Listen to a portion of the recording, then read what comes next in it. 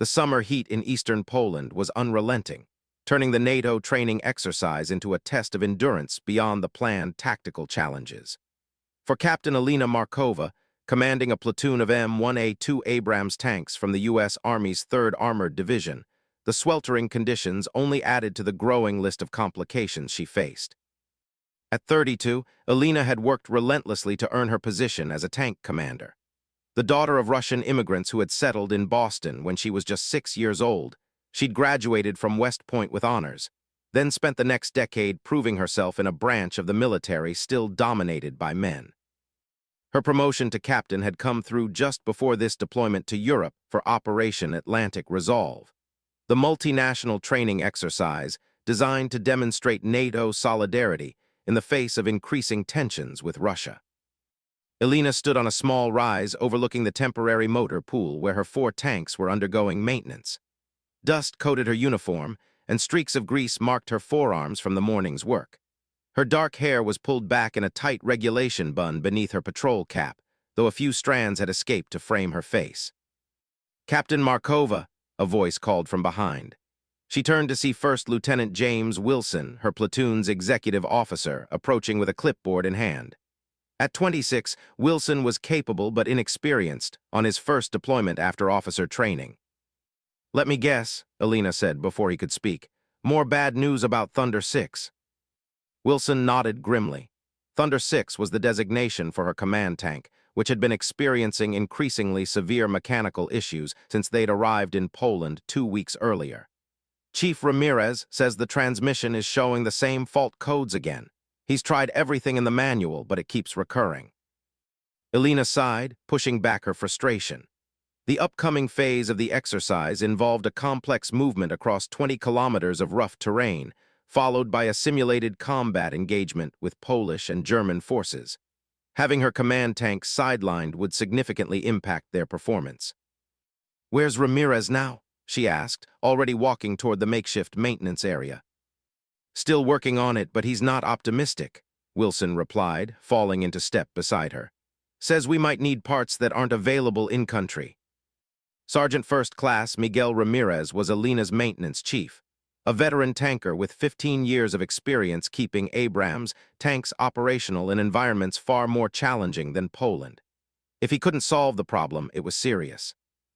They found Ramirez standing beside the massive tank, his uniform soaked with sweat and grime, frustration evident in his posture as he consulted with Specialist Zhang, one of the platoon's mechanics. "Tell me something good, Chief," Alina said as she approached. Ramirez straightened, wiping his hands on a rag. "Wish I could, ma'am. The transmission control module is throwing error codes I've never seen before. I've reset the system 3 times, replaced every sensor we have spares for, but it keeps recurring." "How bad is it? Can we still run the exercise tomorrow?" "Technically, yes. Tank will move, guns will fire. But there's a 50-50 chance the transmission will fail completely if pushed hard, especially through the ravine section of the course."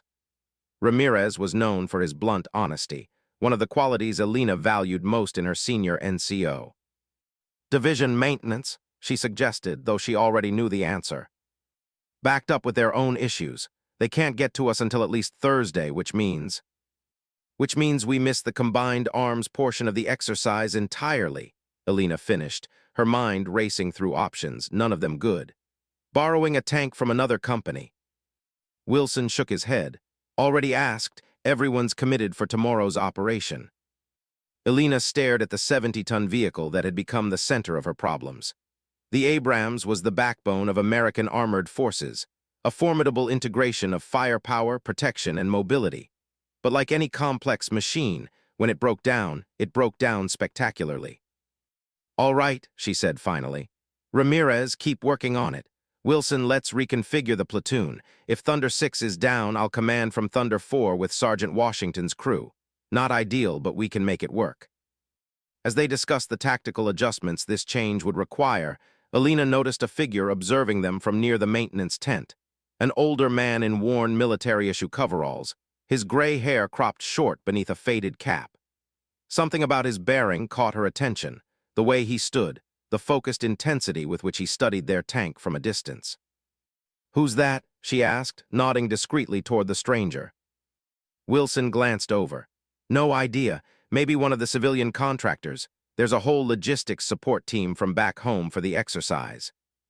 The man continued watching for another moment before turning away, disappearing among the vehicles and equipment that dotted the motor pool. Elena made a mental note to inquire about him later, but turned her attention back to the immediate problem. For the next 2 hours, she worked alongside Ramirez and his team, getting thoroughly covered in hydraulic fluid and engine grease as they tried increasingly creative approaches to the transmission issue. Nothing worked. As dusk approached, Elena finally called a halt. "Get some rest," she told the exhausted maintenance crew. "We'll finalize the alternate plan at 600 tomorrow." After dismissing her team, Elena remained beside the tank, frustration warring with resignation. Her first major exercise as a platoon leader, and she'd be commanding from a subordinate tank, disrupting established crew dynamics and communication protocols. Not catastrophic, but far from optimal. The sound of tools being sorted made her turn. The same gray-haired man she'd noticed earlier was organizing a large toolbox just inside the maintenance tent, methodically checking each implement before placing it in its designated spot. Making a decision, Elena approached him. "Excuse me," she said. "Are you with the support contractor team?" The man looked up, his weathered face expressionless as he assessed her. His eyes were a startling pale blue against his tanned skin, and Elena noted the careful way he moved, like someone accustomed to precision in all things. "Just helping out," he replied, his voice carrying the gravelly texture of a long-time smoker, though his accent was pure Midwestern American. "Noticed your tanks. Abrams giving you trouble." "Transmission control module on my command tank," Elena explained, extending her hand. "Captain Elena Markova, 3rd Platoon, Charlie Company." He wiped his hand on a rag before accepting her handshake. His grip was firm but not challenging, his hands covered with the distinctive calluses of someone who had spent decades working with machinery. "Thomas. Most people call me Tom." "You know something about tanks, Tom?" she asked, nodding the confident way he had identified their problem from a distance. A slight shrug. "Worked on a few." Elena sensed there was more to his background than this modest claim suggested, but his reticence was clear. Still, she was running out of options. "Any chance you'd take a look at ours? My maintenance chief is one of the best in the battalion, but this problem has him stumped." Tom seemed to consider the request carefully before giving a single nod. "I can look, can't promise anything." "At this point, I'll take whatever help I can get," Elena admitted.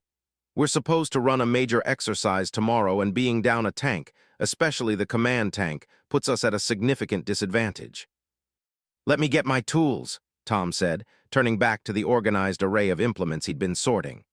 Elena noticed that many weren't standard issue, specialized tools that looked custom-made or modified for specific purposes. As they walked back toward Thunder 6, Elena saw Sergeant Ramirez returning from the mess tent. His expression shifted from curiosity to skepticism as he noticed the stranger accompanying his commander. "Chief, this is Tom," Elena introduced. "He's offered to take a look at our transmission problem." Ramirez's professional pride was evident in his hesitation, but he was also practical enough to accept help when needed. "Appreciate any insights, sir. We've tried everything in the technical manual without success." "Technical manuals don't cover everything," Tom replied, setting down his toolbox and removing his cap. His gray hair was cut in a style that Elena recognized immediately as military, not the current regulation cut, but the shorter, more severe style common 15 or 20 years earlier. For the next hour, Elena and Ramirez watched as Tom systematically examined the tank's transmission system. He worked methodically and almost silently, asking only occasional questions about when the problem started and what symptoms preceded the fault codes. His hands moved with the confidence of deep familiarity, navigating the complex machinery without hesitation. "This isn't standard," he commented at one point, examining a component. "Modification." "Yes," Ramirez confirmed. "Upgraded cooling system installed last year, supposedly improves performance in high-temperature environments." Tom made a noncommittal sound that nevertheless managed to convey skepticism. He continued working as darkness fell, eventually requesting portable lights to illuminate the engine compartment. By this time, word had spread through the platoon that a mysterious civilian was working on their tank. Several crew members had drifted over to watch, including Specialist Ryan Davis, one of the younger tankers known for his brash confidence and occasional disregard for authority. "Who's the old guy?" he asked another soldier, his voice carrying clearly in the evening air. "Doesn't look like he knows what century these tanks are from."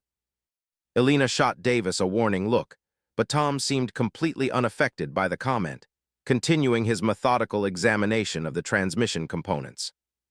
After nearly 2 hours of work, Tom straightened, wiping his hands on a rag. "Found your problem," he said simply. "What is it?" Elena and Ramirez asked almost simultaneously. "Electromagnetic interference from the cooling system modification. It's creating false readings in the transmission control module." Tom pointed to where the upgraded cooling system had been installed. "Whoever designed this upgrade didn't account for signal degradation when routing these control lines adjacent to the new coolant pumps. The shielding is insufficient." Ramirez looked skeptical. "We've had this modification for over a year without issues." "Probably worked fine until you got to Poland," Tom suggested. "Different electromagnetic environment here, more military communications, radar systems, electronic warfare training. Combined with heat stress, it's enough to push the interference past the threshold where the TCM can compensate." The explanation was delivered with such technical precision and confidence that even Ramirez's skepticism began to waver. "Can it be fixed here?"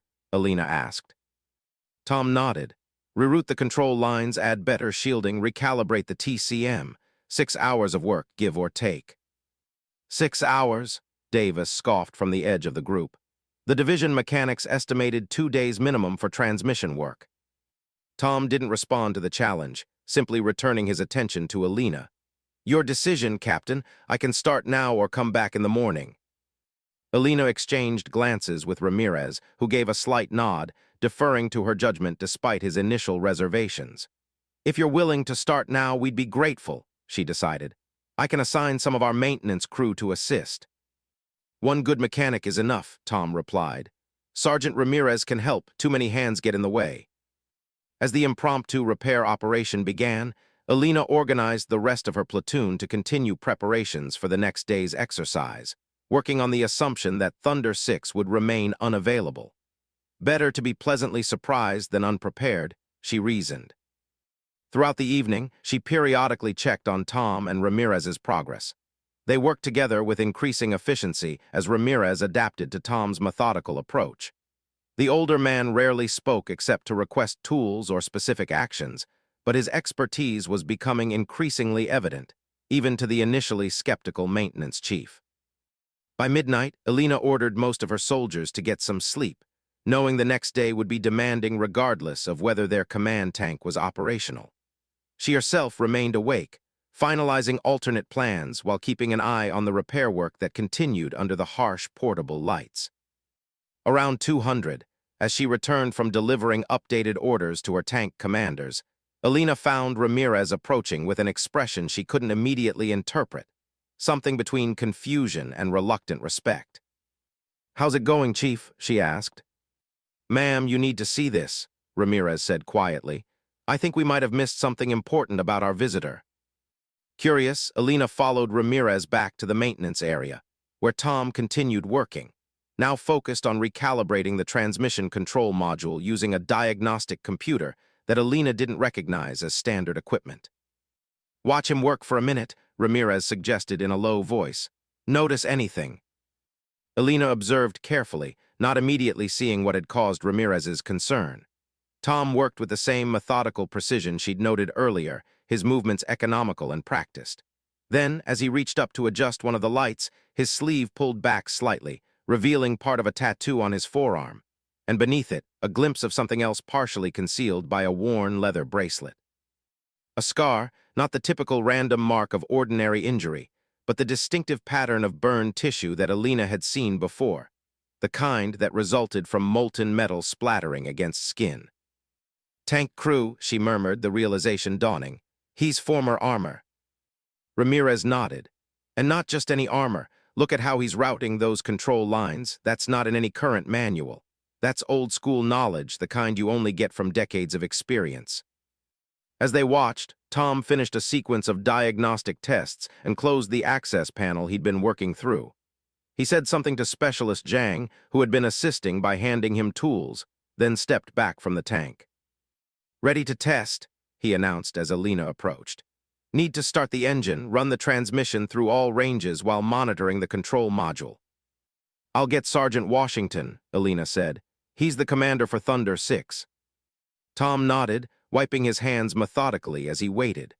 Alina returned shortly with Staff Sergeant Washington, who climbed into the tank and started the massive turbine engine. The distinctive whine filled the night air as it spooled up to idle. For the next 20 minutes, they ran a series of tests, with Tom monitoring readings on his diagnostic equipment as Washington cycled the transmission through its various modes. Throughout the process, Tom remained focused and largely silent, communicating through hand signals and brief technical directions. Finally, he disconnected his equipment and stepped back.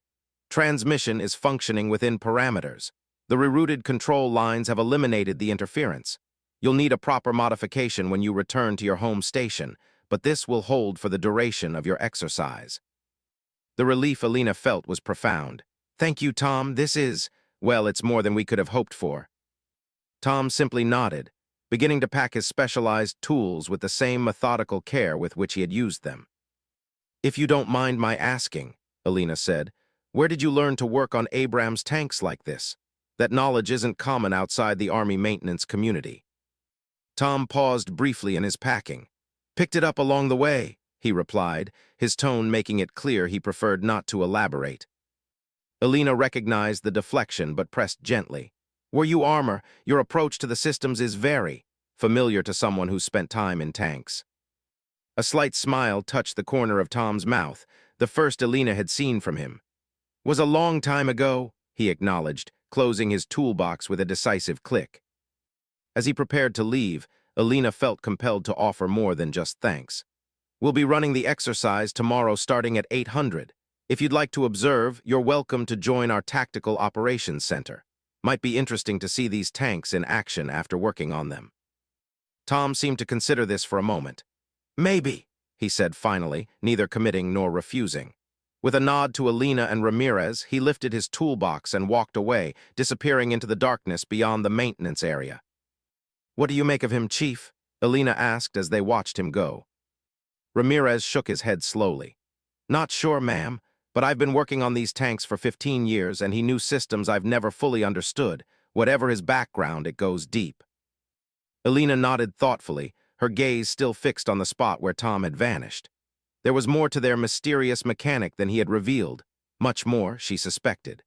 But for now, what mattered was that Thunder 6 was operational again, and her platoon would be able to enter tomorrow's exercise at full strength. What she couldn't know then was that the true significance of Tom's identity, and the insignia he kept carefully concealed beneath his sleeve, would soon become clear in ways that would transform her understanding of the legacy she had inherited as an armor officer. The command post bustled with activity as dawn broke over the Polish training grounds. Alina had managed 3 hours of sleep before rising to oversee final preparations for the day's exercise. Thunder 6 had passed all diagnostic tests, the transmission functioning perfectly after Tom's repairs. "Platoon status?" Alina asked as Lieutenant Wilson approached with the morning reports. "All 4 tanks operational and ready, crews at 100%. Ammunition loaded, communication systems checked and synchronized. We're good to go, Captain." Alina nodded, feeling the familiar pre-operation tension, a mixture of anticipation and focused concentration that had become her normal state before any significant military exercise or deployment. "And our mysterious mechanic, any sign of him this morning?" Wilson shook his head. "No, ma'am. Asked around the support element, too. Nobody seems to know much about him, just that he showed up with one of the civilian contractor groups from the States." "All right, if he appears, make sure he's escorted to the observation point as I offered. Otherwise, we proceed as planned." Alina checked her watch. "Mission briefing in 15 minutes. I want all tank commanders present." The briefing was concise and focused. Today's exercise involved a complex tactical movement across varied terrain, followed by a force-on-force engagement against Polish and German armor units. The scenario simulated a counteroffensive operation, with Alina's platoon serving as the forward element of a larger American force. Our mission is to secure the high ground at these coordinates, Alina explained, pointing to a ridgeline on the tactical map. We'll establish overwatch positions to support the follow-on forces moving through the valley.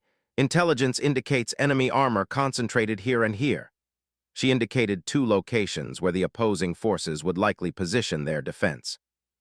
Questions? She asked after outlining the plan. Staff Sergeant Washington raised his hand.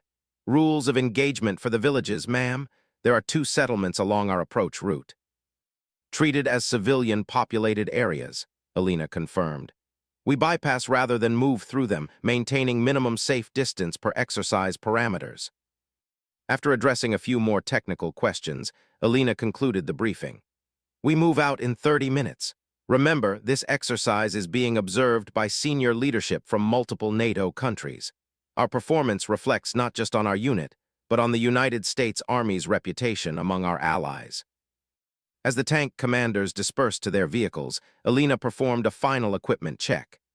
The familiar weight of her gear, body armor, helmet, communications devices, centered her, a physical reminder of the role she had trained years to fulfill. Captain Markova, a voice called as she was about to head for Thunder 6. She turned to see Major Collins, her company commander, approaching with an unexpected companion, Tom, the mechanic from the previous night, now dressed in clean though still worn coveralls. Major, Alina acknowledged, coming to attention briefly before shifting her focus to Tom. Good morning. I'm glad to see you decided to join us. Tom here was just telling me about the transmission repair, Collins said. Impressive work, especially under the time constraints. Division maintenance is very interested in his solution. Tom nodded slightly in acknowledgement, but said nothing, his expression as reserved as it had been during the repair work. We're moving out shortly, Alina explained. I offered Tom an opportunity to observe from the Tactical Operations Center, if that meets with your approval, sir. Actually, Collins replied, I had something else in mind. Tom has requested permission to ride along in your command tank during the exercise, as an observer only, of course. Alina couldn't completely hide her surprise.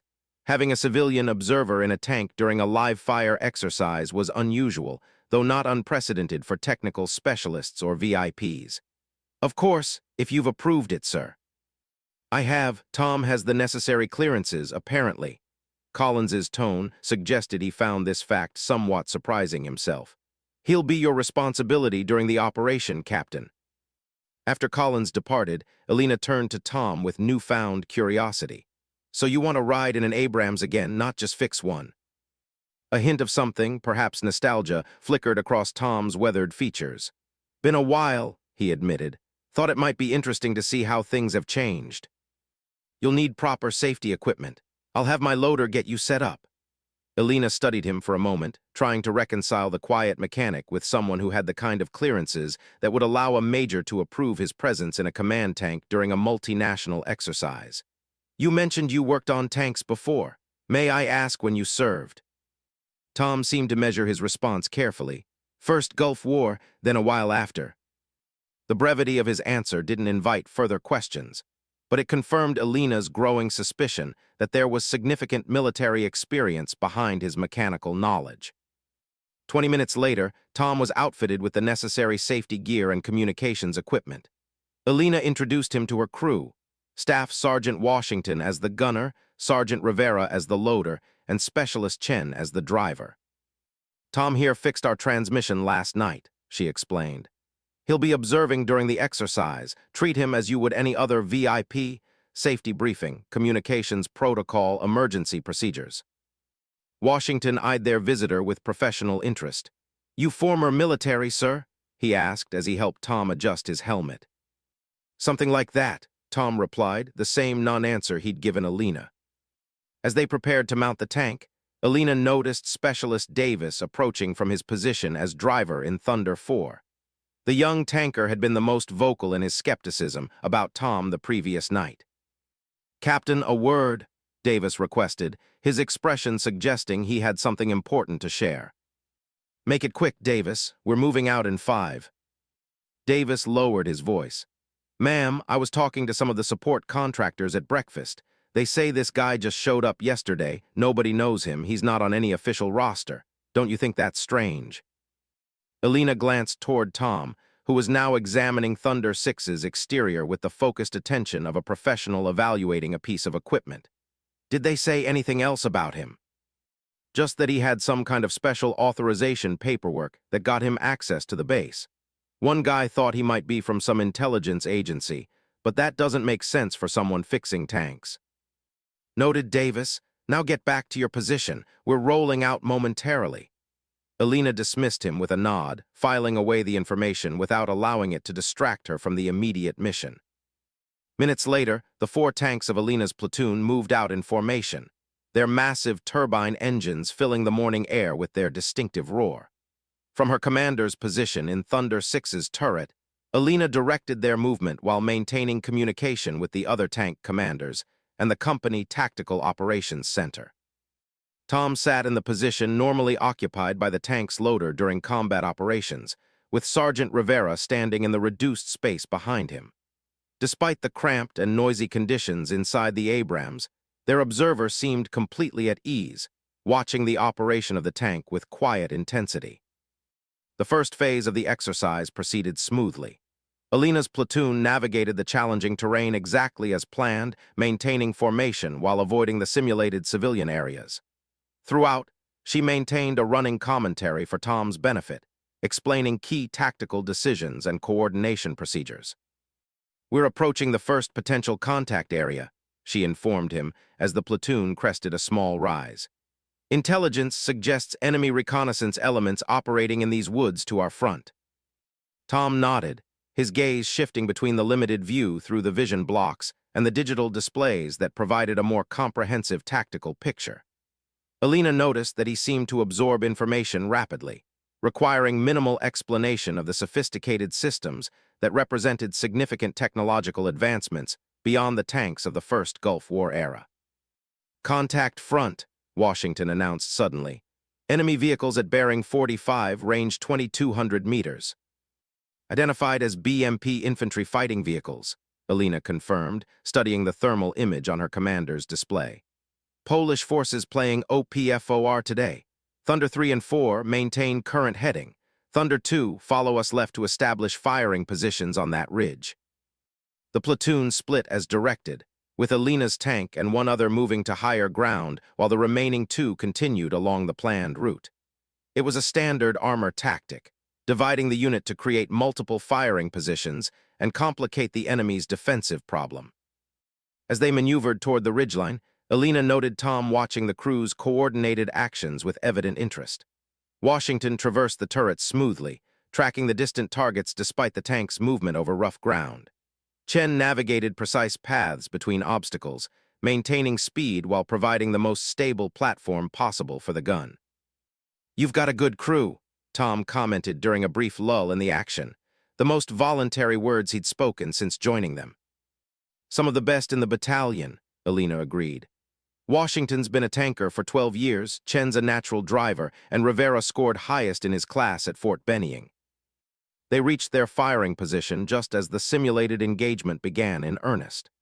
The exercise used sophisticated laser-based systems that registered hits and calculated damage, allowing realistic combat training without live ammunition. "Thunder 6 engaging left target," Alina commanded. "Thunder 2 take the right." Washington acquired and fired on the designated target with practiced efficiency, the simulation system registering a hit. "Target destroyed," he reported. "Good effect on target," the exercise control confirmed over the radio. As the engagement intensified, Alina coordinated her platoon's movements and fires with the precision that had earned her command position. Throughout, Tom observed silently, his attention shifting between the crew's actions and the tactical developments visible through the vision blocks and displays. The scenario escalated as expected. After defeating the initial reconnaissance elements, Alina's platoon encountered the main enemy force, a combined arms unit of Polish and German armor supported by simulated artillery and air assets. 4 T-72s moving into defensive positions at our 11 o'clock, Washington reported. Range 2,800 meters. Thunder 3 and 4, initiate flanking movement as planned, Elena ordered over the radio. Thunder 2, prepare to provide suppressive fire on my mark. The coordinated maneuver unfolded effectively, with the platoon dividing again to attack the enemy position from multiple angles. Elena sensed Tom paying particular attention now, his focus sharpening as the tactical situation grew more complex. Your approach is textbook, he observed quietly during a brief pause in the action. Classic armor doctrine executed well. Thank you, Elena replied, somewhat surprised by the assessment, though we've adapted some techniques for these newer systems. The engagement continued for nearly 40 minutes, with Elena's platoon successfully neutralizing the opposing forces' armor before securing their objective on the ridgeline. Throughout, they maintained disciplined communication and effective coordination, despite the challenging conditions and the intensity of the simulated combat. As they established their final positions and the exercise controllers announced a temporary hold for assessment, Elena turned to Tom. "Thoughts so far?" she asked, genuinely curious about his perspective after observing their operation. Tom considered the question carefully before responding. "Solid fundamentals, good crew coordination, your platoon moves well together, that comes from proper training and leadership." The assessment was delivered matter-of-factly, neither effusive nor critical, but Elena sensed genuine approval behind the measured words. Before she could respond, however, the radio crackled with unexpected information. "All elements be advised," came the voice of the exercise controller. "Phase 2 parameters have changed, new scenario being implemented, stand by for updated mission brief." Elena acknowledged the transmission, then switched to her platoon frequency. "All Thunder elements maintain positions and current status, prepare for scenario modification." The new mission arrived minutes later, outlining a significant change to the exercise. Instead of continuing their advance as planned, Elena's platoon would now defend their current positions against a counterattack by superior forces. The opposing units would be reinforced, creating a challenging 3-to-1 numerical disadvantage. "They're testing our defensive capabilities," Elena explained to Tom as she studied the updated mission parameters. "This wasn't in the original exercise plan." "Makes sense," Tom replied. "Offensive operations went smoothly. They want to see how you adapt to a defensive posture against superior numbers." Elena nodded agreement, already formulating her revised tactical approach. She gathered her tank commanders virtually for a quick brief, outlining positions, fields of fire, and coordination measures for the upcoming defense. "Questions?" she asked after explaining the plan. "Rules of engagement for artillery," Lieutenant Wilson asked from Thunder 3. "The updated parameters mention simulated artillery assets available to us." "Standard defensive fire missions," Elena confirmed.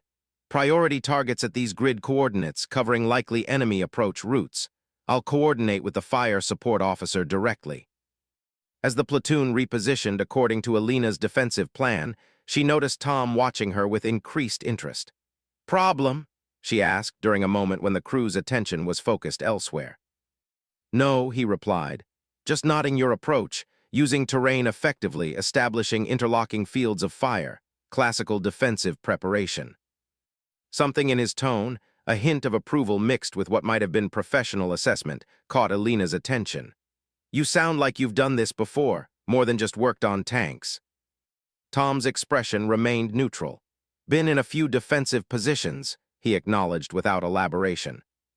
Before Elena could pursue the conversation further, the exercise controllers announced the resumption of the scenario. "All defending forces be advised, enemy elements are advancing from the south and southeast. Estimated time to contact, 7 minutes." The defensive battle that followed tested Elena's platoon more severely than the earlier offensive operations. The opposing forces, now strengthened with additional Polish and German armor, pressed their attack with determination, using terrain features effectively to mask their approach. Elena coordinated her platoon's defensive fires with precision, directing individual tanks to engage the most threatening targets while maintaining communication with simulated artillery and air support assets. Throughout, she remained calm and focused, adjusting her plan as the tactical situation evolved.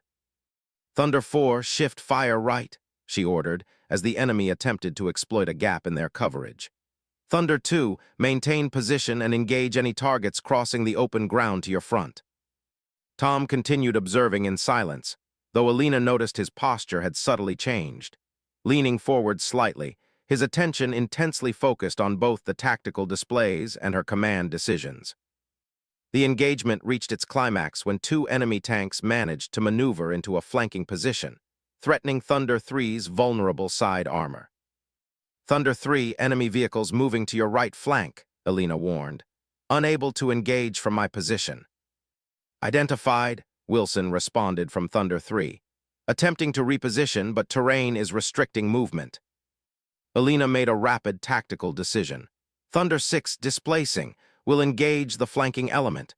She directed Chen to move their tank to a new position where they could bring their weapons to bear on the threat to Thunder 3. As they maneuvered over rough ground, Washington maintained the turret oriented toward the enemy, prepared to fire the moment a clear shot presented itself. The crew worked with practiced coordination despite the challenging conditions. Coming into position now, Alina announced. Thunder 3, continue your engagement to the front. We'll handle your flank threat. The maneuver succeeded, with Thunder 6 reaching a firing position just as the enemy tanks emerged from behind a small copse of trees. Washington acquired and engaged both targets in rapid succession, the simulation system registering hits that would have been catastrophic in actual combat. Both targets destroyed, Washington reported. Good shooting, Alina acknowledged, already scanning for the next threat. The battle continued for another 20 minutes before the exercise controllers finally announced its conclusion.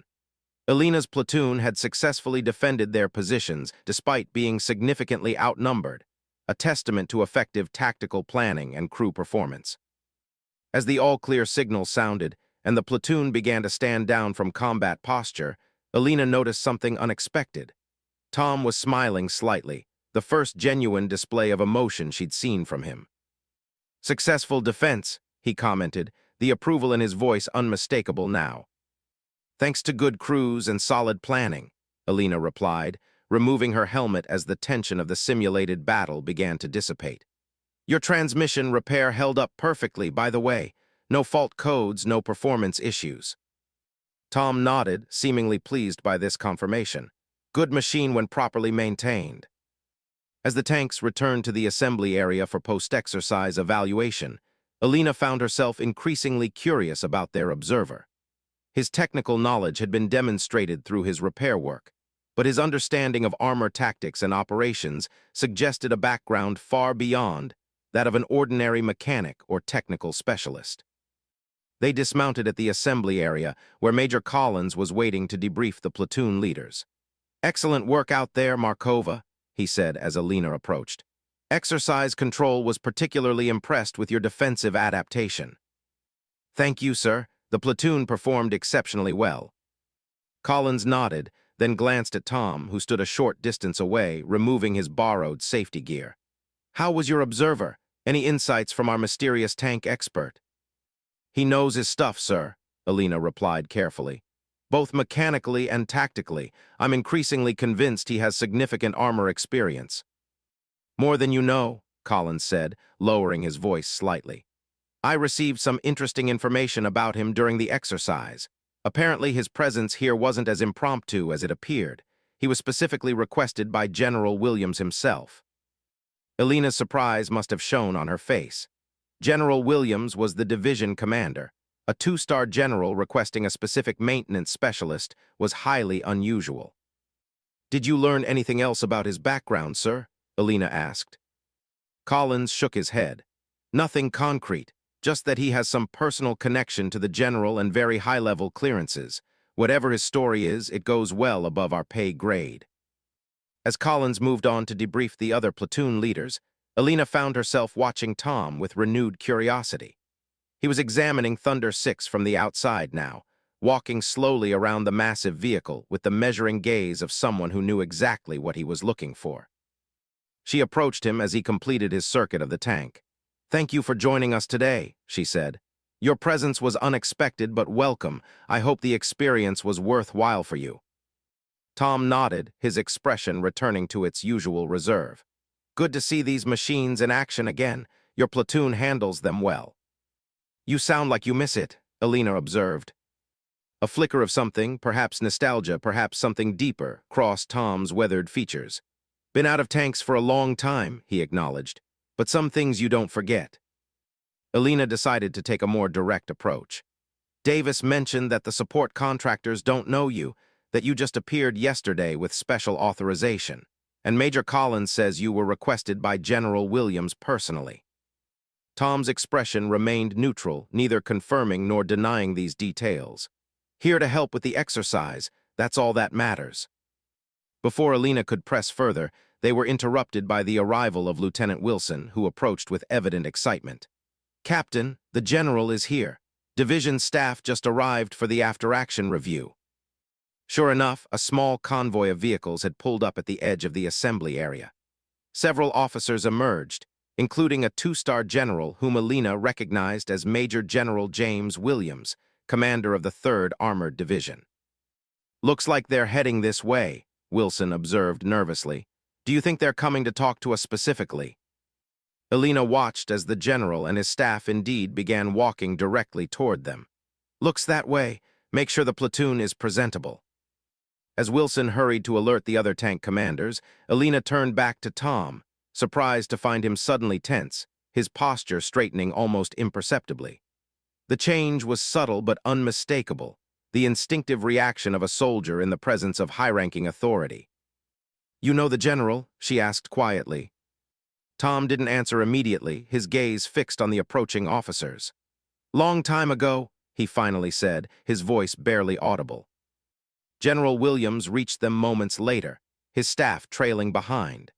The division commander was in his late 50s, with the confident bearing of a career armor officer who had risen through the ranks during decades of service.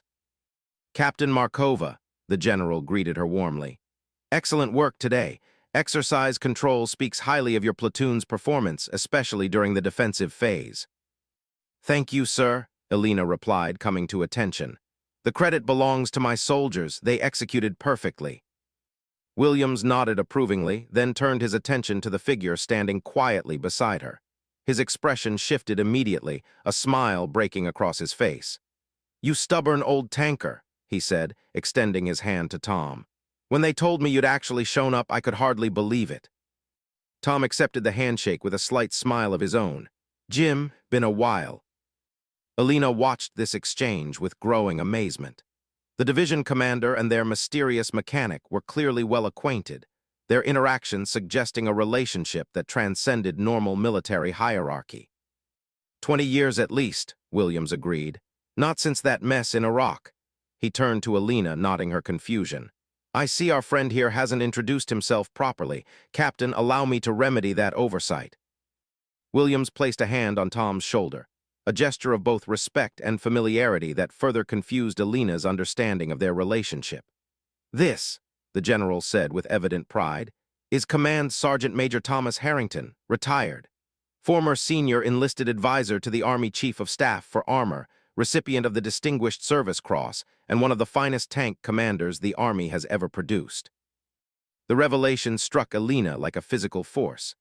Command Sergeant Major was the highest enlisted rank in the Army, the pinnacle of the non-commissioned officer corps, and the Distinguished Service Cross was the nation's second highest award for valor in combat, just below the Medal of Honor. Their quiet, reserved mechanic was, in fact, one of the most decorated and senior NCOs in recent Army history.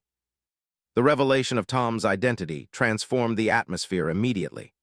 Alina stood momentarily speechless, her mind racing to reconcile the quiet mechanic who had repaired their tank with the distinguished senior NCO the general had just introduced. Command Sergeant Major, she finally managed, instinctively adopting the proper address for someone of his former rank. We had no idea. Tom, Command Sergeant Major Harrington, looked distinctly uncomfortable with the attention now focused on him. Just Tom is fine, he said quietly. Been retired for years. Retired but not forgotten, General Williams countered. Your reputation still precedes you at the armor school, whether you like it or not. He turned to Alina. Command Sergeant Major Harrington served as my platoon sergeant when I was a young lieutenant, many years before I had stars on my collar, taught me most of what I know about armor operations. This additional context only deepened Alina's amazement. For a senior general to credit someone with such formative influence was extraordinary. The sergeant major is being modest about his achievements, Williams continued.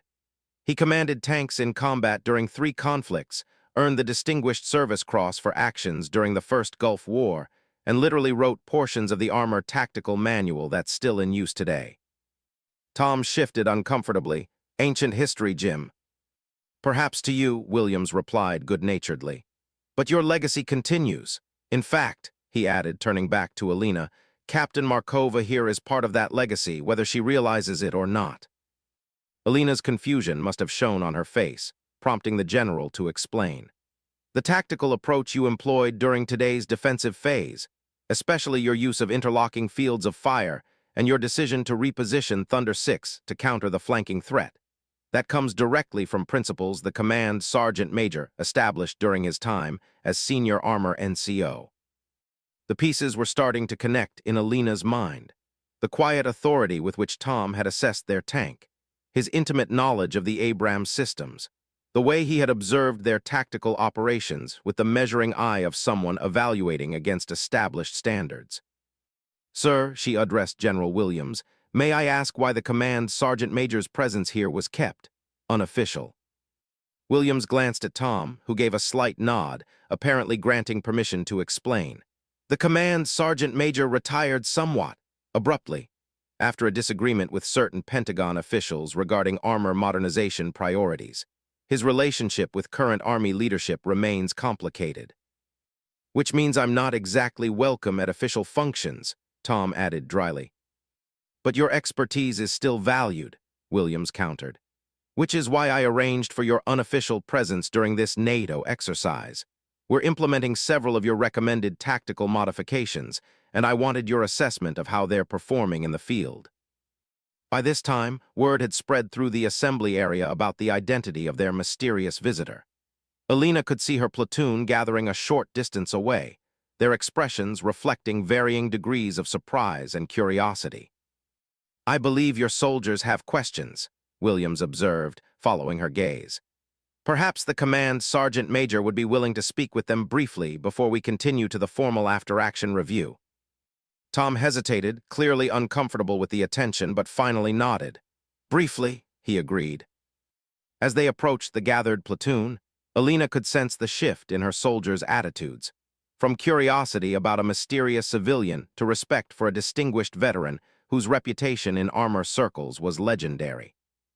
Platoon, attention, Alina called as they arrived. Her soldiers snapped to position, rendering proper courtesy to the general and by extension to the retired senior NCO accompanying him. At ease, Williams directed. I want to properly introduce someone who has already made your acquaintance, albeit incognito. This is Command Sergeant Major Thomas Harrington, retired, former senior enlisted advisor for armor and one of the most distinguished tank commanders in modern Army history. The reaction among the platoon was immediate. Widened eyes, straightened postures, and exchanged glances that conveyed a mixture of surprise and newfound respect.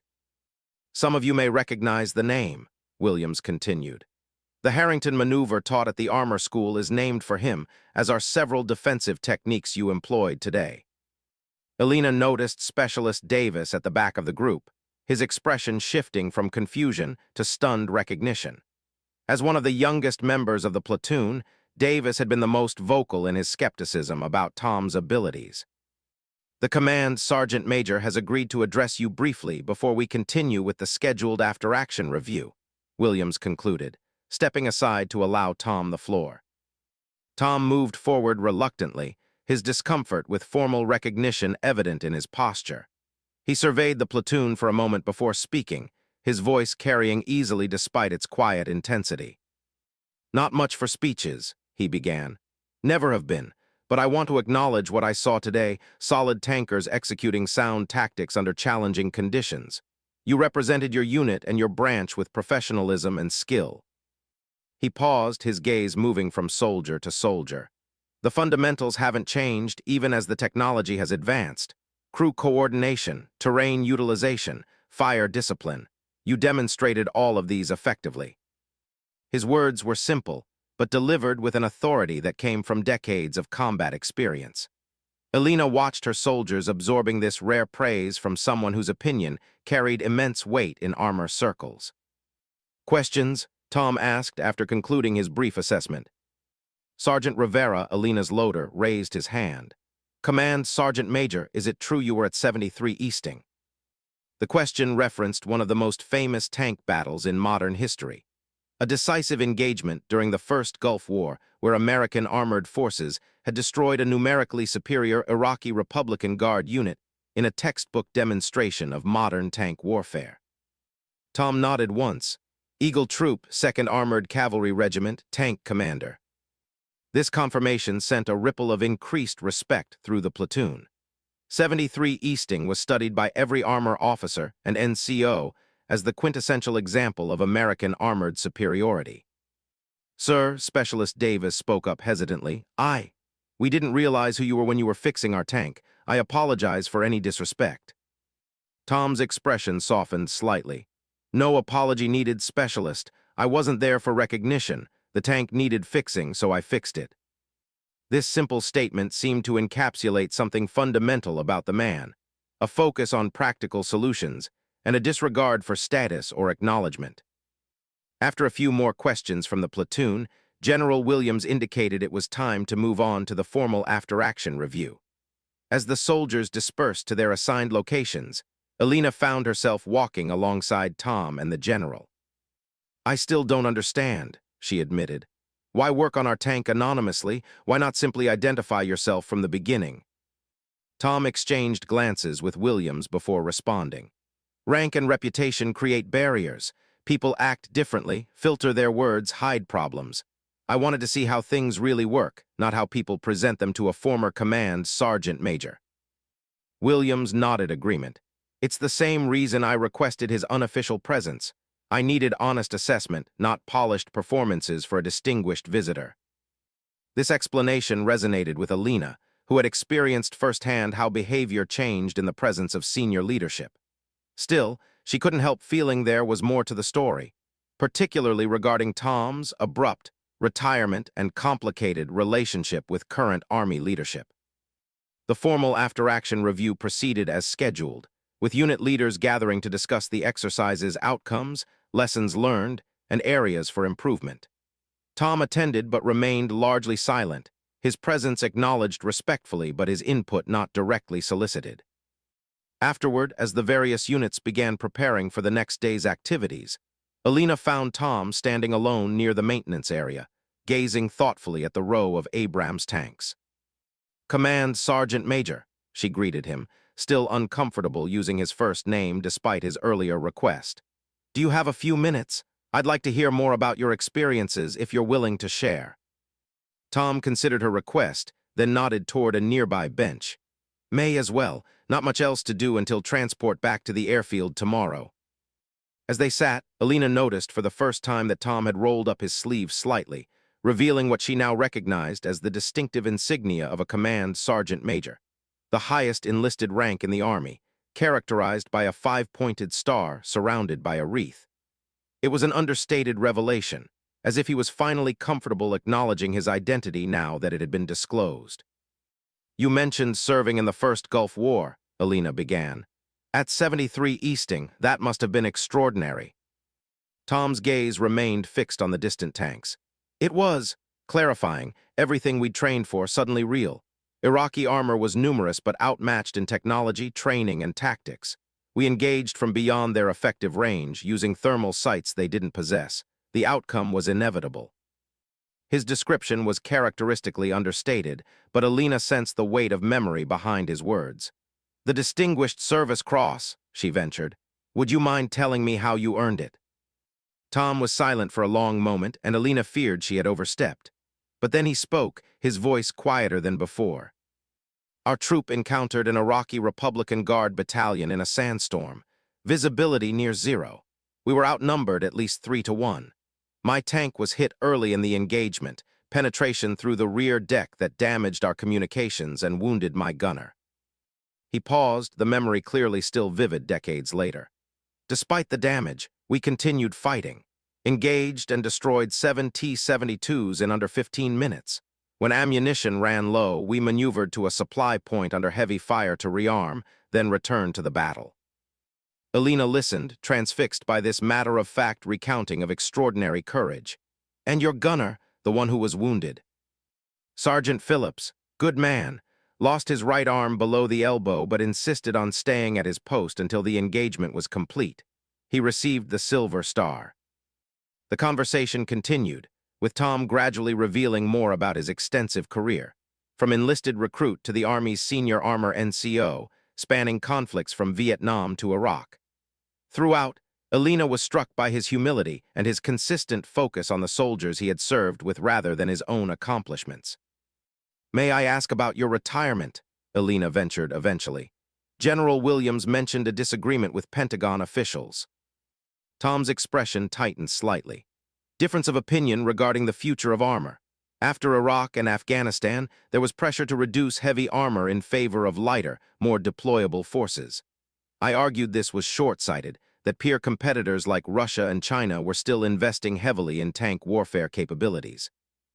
"And you were right," Alina observed. "We're seeing that reality now, especially with Russian armor modernization." Tom nodded. The pendulum has swung back toward heavy armor, but not before significant capability was lost. My opposition to these changes wasn't well received by certain officials focused on budget constraints rather than battlefield realities. His explanation was diplomatic, but hinted at fierce debates and principled stands that had eventually led to his departure from service.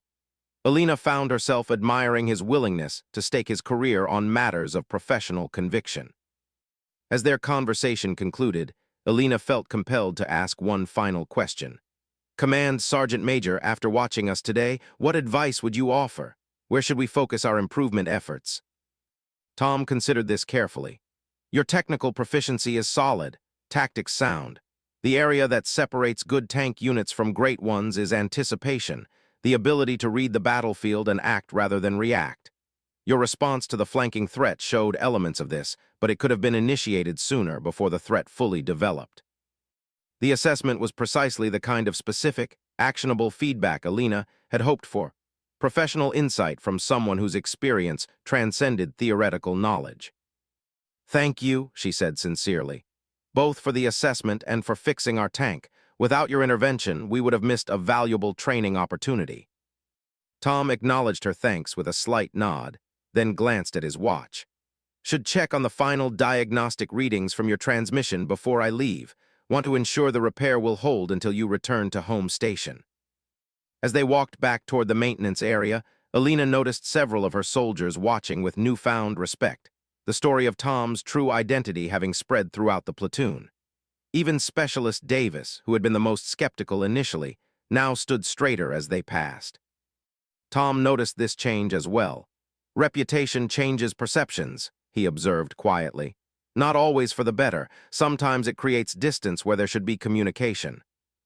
"Is that why you prefer working anonymously?" Alina asked. "To avoid the weight of your reputation?" "Partly," Tom acknowledged, "but mostly because the work itself matters more than who's doing it. A good mechanic is a good mechanic, regardless of their rank or decorations." This philosophy, this focus on competence rather than status, resonated deeply with Alina, who had sometimes felt the burden of proving herself in a branch where women were still relative newcomers. Tom had judged her platoon solely on their performance, without preconception or prejudice, the purest form of professional assessment. As they reached Thunder 6, Tom immediately began checking the transmission diagnostics, his movements as methodical and focused as they had been during the original repair. Alina watched, recognizing now that the precision she had attributed to mechanical expertise was also the hallmark of a senior NCO who had spent decades maintaining the highest standards in everything he did. "All readings normal," Tom confirmed after completing his inspection. "The modification is holding well, should get you through the remainder of the exercise without issues." "And afterward," Alina asked, "when you return to your home station, have your maintenance chief contact division level about a permanent modification." There's a technical bulletin being developed for this issue that should be distributed within the month. As they finished the inspection, Major Collins approached. Captain Markova, General Williams has requested your presence at the senior leader dinner this evening. Command Sergeant Major Harrington will also be attending as the General's special guest. Elena acknowledged the invitation, recognizing it as both an honor and an opportunity to learn from the assembled senior leaders. As Collins departed, she turned back to Tom. Will you be comfortable at such an event? It seems at odds with your preference for anonymity. Tom's expression suggested resignation rather than enthusiasm. Jim, General Williams is an old friend, hard to refuse his requests even after all these years. He paused, then added with a hint of a smile, besides, might be interesting to hear what today's armor leaders are thinking. See if they've finally come around to some of the ideas that got me pushed into retirement. The dinner that evening brought together senior leaders from multiple NATO countries participating in the exercise. Elena found herself seated at a table with Tom, General Williams, and several other officers of various ranks and nationalities. Throughout the meal, she observed the interaction between Williams and Tom with growing interest.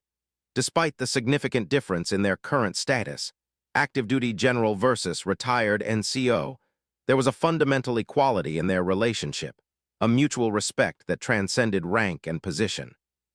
You should tell them about Albusia, Williams suggested at one point, referring to another Gulf War engagement, relevant to the combined arms discussion. Tom shook his head slightly. Your memory of it is probably clearer than mine at this point, Jim. Doubtful, Williams replied with a smile. You never forgot a tactical detail in your life. The dinner conversation ranged widely, from current NATO training priorities to evolving Russian armor doctrine. Elena noticed that whenever Tom did speak, the senior officers at the table, regardless of nationality, listened with focused attention. His reputation, it seemed, extended beyond American military circles. As the evening progressed, a Polish colonel seated across from Elena leaned forward. Captain Markova, I understand Command Sergeant Major Harrington observed your platoon's operations today. You must be honored to receive assessment from such a distinguished armor expert. I am, Elena acknowledged. Though interestingly, we didn't know his identity until after the exercise. He initially presented himself simply as a mechanic who helped repair one of our tanks. The colonel looked surprised, then thoughtful. Interesting approach, allows for unfiltered observation. He glanced toward Tom with increased respect. The mark of a true professional, prioritizing accurate assessment over personal recognition. Later, as the dinner concluded and the attendees began to disperse, General Williams drew Elena aside.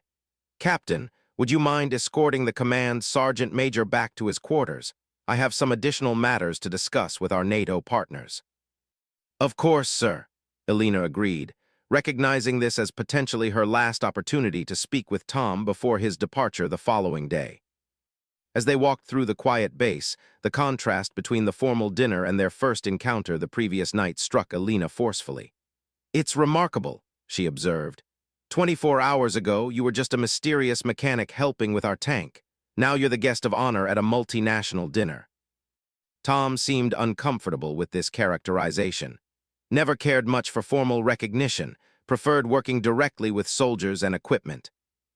Yet you rose to the highest enlisted rank in the Army, Elena pointed out. That doesn't happen accidentally. Rose through the ranks because I was good at my job, not because I sought advancement, Tom clarified. The best NCOs I knew were the ones who focused on their soldiers and their mission, not their careers. This philosophy clearly guided Tom's approach throughout his service. Elena realized, from his hands-on tank repair the previous night to his understated assessment of their performance today.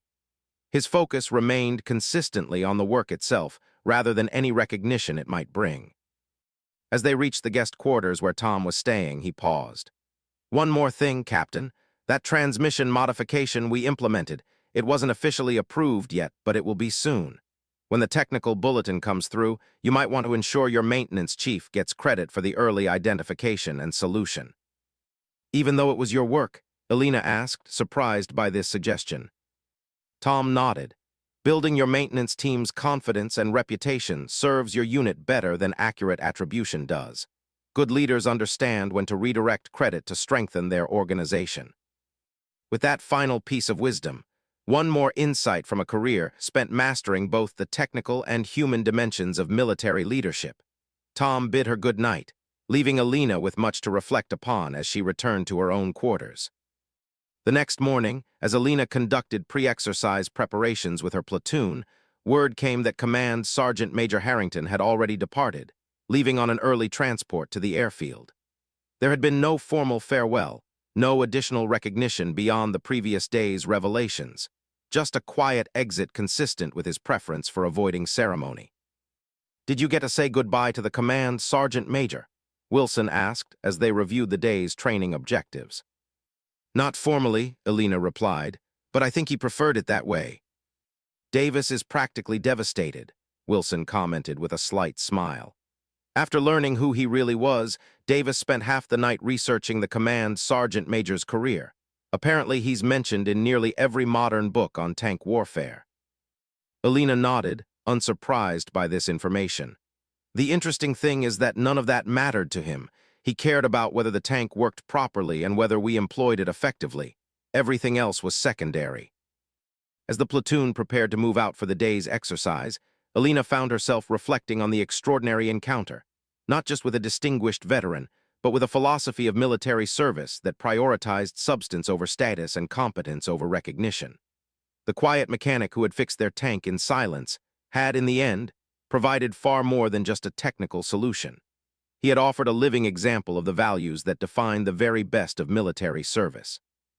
What she didn't yet know was that Command Sergeant Major Harrington's influence would extend far beyond this brief encounter, that his assessment of her leadership would find its way into official channels, and that the coming months would bring opportunities shaped by his quiet but authoritative endorsement.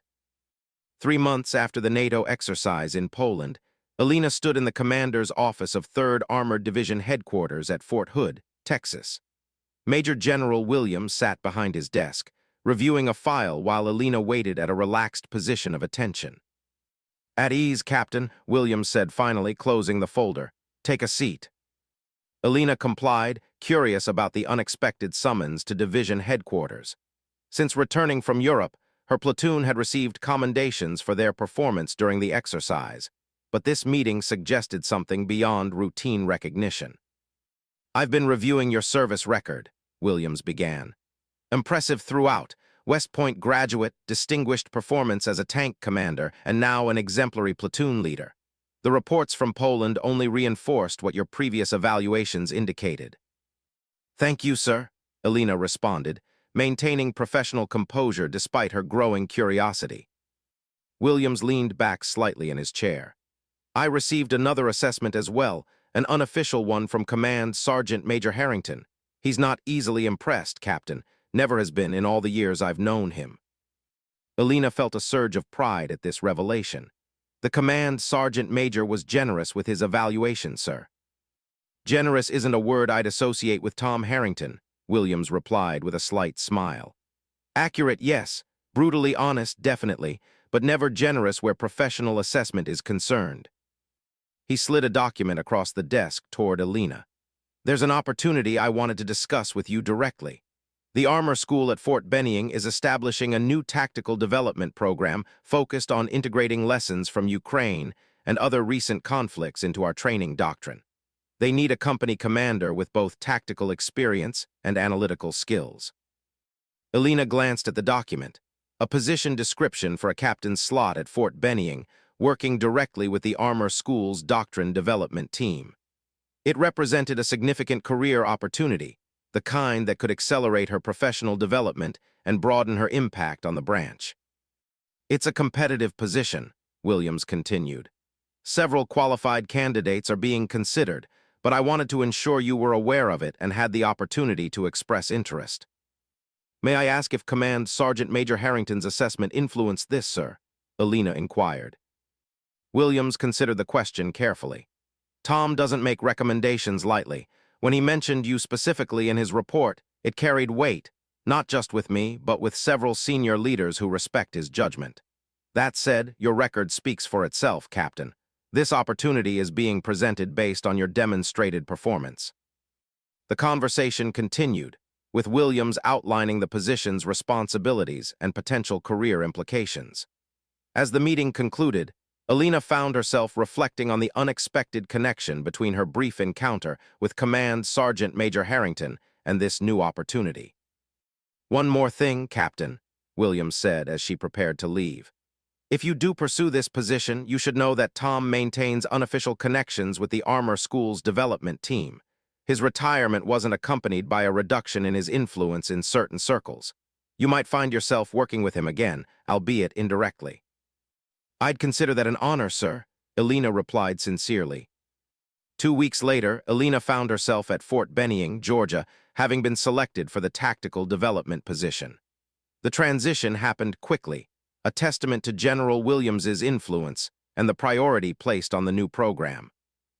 Her new office was located in a modest building adjacent to the Armor School's main facilities, where the Doctrine Development Team worked to integrate emerging tactical lessons into training programs. On her first day, as she organized her workspace and reviewed initial briefing materials, a package arrived from the administrative office. "Delivered this morning, ma'am," the clerk explained. "No return address, but it came through military channels." Alina opened the package to find a worn, leather-bound notebook and a brief handwritten note. "Captain Markova, these are my field notes from tank operations across 3 conflicts. Not official doctrine, just practical observations that might complement your work at the Armor School. Use what's useful, discard the rest. Best of luck in your new position. Tom Harrington, CSM, Ret." The notebook proved to be an extraordinary document, decades of first-hand observations on tank tactics, crew procedures, maintenance shortcuts, and combat lessons, recorded in meticulous detail by a master of the craft. Many of the insights predated current doctrine, offering historical context for practices that younger armor officers took for granted. Alina incorporated these insights into her work, finding that Harrington's practical experiences often provided the missing link between theoretical doctrine and effective application. When questions arose about the historical evolution of specific tactics, she could often find answers in the Command Sergeant Major's detailed notes. 6 months into her assignment, as the doctrine team prepared for a major presentation to senior Army leadership, Alina's office phone rang with an unexpected call. "Captain Markova," she answered, distracted by the briefing notes spread across her desk. "Captain, this is Tom Harrington." The familiar, gravelly voice brought her immediately to full attention. "Hope I'm not interrupting anything important." "Command Sergeant Major," she responded, surprised and pleased. "Not at all, it's good to hear from you." "Understand you're preparing for a big presentation next week," Tom said without preamble, "on the tactical implications of the Ukrainian conflict for American armor doctrine." Alina wasn't entirely surprised that he knew about the presentation. His connections within the armor community remained strong despite his formal retirement. "Yes, sir. The team has been analyzing combat footage and after-action reports for months. We're presenting our findings to the Army Chief of Staff and his planning team." "Good timing," Tom observed. "With the increased Russian armor activity in Eastern Europe, the Army needs to get this right." There was a brief pause before he continued. "I'm going to be at Benning next week. Unofficial visit, helping an old colleague with some technical evaluations. If you think it might be useful, I could review your presentation materials before you brief the brass." The offer was unexpected but extraordinarily valuable. Having Harrington's perspective on their analysis could provide crucial validation or identify overlooked factors. "That would be invaluable, Command Sergeant Major. Thank you." "Tom," he corrected gently, "been retired too long for formalities." When he arrived 3 days later, Alina was struck by how unchanged he appeared from their meeting in Poland. The same weathered features, the same reserved demeanor, the same focused intensity when reviewing tactical materials. They spent hours going through the presentation, with Tom offering occasional insights that invariably cut to the heart of complex issues. "Your analysis of Russian active protection systems is solid," he noted at one point, "but you might want to emphasize the maintenance implications more strongly. Even the best systems fail when poorly maintained, and Russian logistics have shown consistent weaknesses in this area." His suggestions were unfailingly practical: grounded in the realities of battlefield conditions rather than theoretical ideals. When they finally concluded their review, Alina felt significantly more confident in the presentation's quality and relevance. "This is excellent work, Captain," Tom said as they finished. "Balances technical detail with practical application. The Chief will appreciate that approach." "I've incorporated many insights from your field notebook," Alina acknowledged. "It's been an invaluable reference, especially regarding the practical limitations of theoretical doctrine." Tom nodded, seemingly pleased that his decades of experience continued to serve the armor branch. Good doctrine remembers that tanks are operated by humans in challenging conditions, not by textbook scenarios in perfect environments. As they wrapped up their session, Alina found herself curious about his current activities. "May I ask what brings you to Bennying officially? You mentioned technical evaluations." "New reactive armor testing," Tom explained. "An old colleague from Aberdeen asked for an independent assessment. Still try to keep my hand in, especially with protective systems." The next week, Alina delivered the presentation to the Army Chief of Staff and his planning team. The briefing was well received, with several senior leaders specifically commenting on the practical battlefield applications highlighted in the analysis. Afterward, as Alina gathered her materials, the Chief of Staff himself approached. "Excellent work, Captain Markova. Your presentation struck the right balance between technical assessment and tactical application." "Thank you, sir." The four-star general glanced at her notes. Some of those insights seemed familiar. Tom Harrington had a hand in this, didn't he? Alina hesitated, uncertain how to acknowledge the retired command sergeant major's unofficial contribution. The chief smiled slightly at her hesitation. "It's all right, Captain. Tom and I have known each other for decades. His fingerprints are distinctive, especially that point about Russian maintenance limitations. Classic Harrington perspective." "He reviewed the presentation, sir, yes. His input was invaluable." "I'm sure it was. Tom sees things others miss, always has." The chief paused, then added something unexpected. "He's still not officially welcome in certain Pentagon circles, you know. That disagreement before his retirement got rather heated, but his expertise remains respected where it counts." This glimpse into the politics surrounding Harrington's retirement added context to his preference for unofficial contributions and behind-the-scenes assistance. Despite being pushed out of formal service, he had found ways to continue supporting the branch he had served for decades. Over the following year, Alina's position at the Armor School evolved to include greater responsibility for doctrinal development and tactical training programs. Throughout, she maintained irregular but valuable contact with Tom Harrington, who continued to provide unofficial insight and historical perspective on emerging challenges. Their professional relationship deepened into a mentorship of sorts, though Tom would never have used that term. His guidance remained practical and specific, focused on making Alina more effective in her role rather than advancing her career in conventional terms. "Politics and promotion take care of themselves if you focus on getting the job done right," he advised during one conversation. "Too many officers worry about their next assignment instead of mastering their current one." 18 months after her arrival at Fort Benning, Alina received orders for her next assignment, command of a tank company in the 1st Armored Division, with a deployment to Eastern Europe scheduled to follow her assumption of command. It was a prestigious position that reflected both her performance at the Armor School and the growing importance of armored forces in NATO's strategic posture. Before departing for her new assignment, Alina arranged to meet Tom one final time. They sat at a small coffee shop just outside Fort Benning's main gate, away from the formality of military facilities. "Company command is where theory meets practice," Tom observed after she shared her new orders. "All the doctrine in the world doesn't prepare you for the daily reality of leading 120 soldiers and maintaining 14 tanks." "Any advice?" Alina asked, genuinely interested in his perspective on command responsibilities. Tom considered the question carefully before responding. "Know your maintenance chief like you know yourself.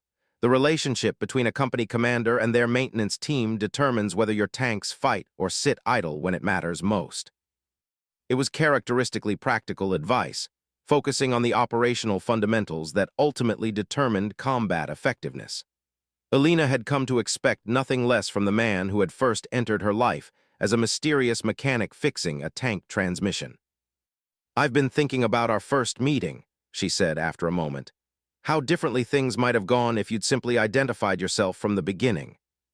Tom's weathered features creased in a rare smile. "Would you have learned the same lessons?" "Probably not," Alina admitted. "Seeing you work on that tank without rank or recognition, judging the quality of the work itself rather than the status of who performed it, that made a stronger impression than any formal lecture could have." "Some lessons can't be taught in classrooms," Tom agreed. "They need to be experienced to be understood." As their meeting concluded and they prepared to part ways, Alina to her new command, Tom to whatever unofficial projects continued to occupy his retirement, she found herself reflecting on the extraordinary impact this quiet, reserved man had made on her professional development. "Command Sergeant Major," she said formally as they stood to leave, deliberately using his rank despite his previous corrections. "It's been an honor to learn from you." Tom seemed momentarily uncomfortable with the formal acknowledgement but nodded acceptance. "The honor's been mutual, Captain. You represent the future of armor leadership. It's been satisfying to see that future taking shape." He extended his hand, and as they shook, Alina noticed once more the insignia partially visible on his sleeve, the mark of his rank and service that he had kept concealed during their first encounter, allowing his work to speak for itself before his status could influence perceptions. 6 weeks later, Alina stood before her new command, Charlie Company, 1st Battalion, 35th Armor Regiment, as she formally assumed leadership during a ceremony at Fort Bliss, Texas. Her company of 14 Abrams tanks and their crews represented a significant responsibility, one she approached with both confidence and humility. After the ceremony, as she made her initial rounds to meet key personnel, the company's maintenance chief approached, a grizzled master sergeant with over 20 years of service. "Captain Markova," he greeted her with professional courtesy. "Master Sergeant Phillips, maintenance chief, looking forward to working with you, ma'am." The name triggered immediate recognition. "Phillips," she repeated. "Any relation to a Sergeant Phillips who served as a gunner in the First Gulf War, one who was wounded at 73 Easting?" The master sergeant looked surprised. "That was my father, ma'am. He passed away 5 years ago. How did you know about him?" Alina smiled slightly. "I heard about him from Command Sergeant Major Harrington. He spoke highly of your father's courage under fire." Phillips's expression transformed from surprise to something approaching reverence. "You know the Command Sergeant Major? My father served under him in Desert Storm. Always said Harrington was the finest tank commander the Army ever produced. Dad lost his arm in that battle, but never lost his respect for the Command Sergeant Major." "I had the privilege of meeting him during a NATO exercise," Alina explained. "He helped repair one of our tanks when the maintenance team was stumped by a transmission problem." Phillips shook his head in amazement. "That sounds like him. Dad used to tell stories about how the Command Sergeant Major could diagnose tank problems just by listening to the engine. Said he fixed more tanks in the field than most mechanics did in the motor pool." As their conversation continued, Alina realized she had been given a perfect opportunity to implement Tom's advice about knowing her maintenance chief. The shared connection, however indirect, provided a foundation for professional rapport that would serve them both as they prepared for the challenges ahead. Later that week, as Alina settled into her new office in the company headquarters, a package arrived, similar to the one she had received at Fort Benning, with no return address but the unmistakable signs of having moved through military channels. Inside, she found a maintenance logbook specifically designed for tracking the performance patterns of Abrams tanks, with handwritten notes in the margins detailing predictive maintenance approaches not found in standard technical manuals. A brief note accompanied it. "Captain Markova, heard about your new command. This logbook system has proven effective across multiple deployments. Your maintenance team might find it useful as you prepare for Europe. Phillips is a good man. His father would be proud of him. Like his father, he knows tanks inside and out. Listen to his input, especially regarding engine performance in cold weather operations. Lead well. A.T.H." Alina smiled at this final piece of practical assistance from her unlikely mentor, the Command Sergeant Major who had first appeared as a silent mechanic fixing their tank, whose true identity had only been revealed when they finally noticed the insignia on his sleeve, and whose legacy of practical wisdom continued to shape the armor branch he had served with such distinction. She placed the logbook carefully on her desk, a tangible reminder that true expertise isn't measured by rank or recognition, but by the quality of the work itself, a lesson she intended to carry throughout her command and beyond.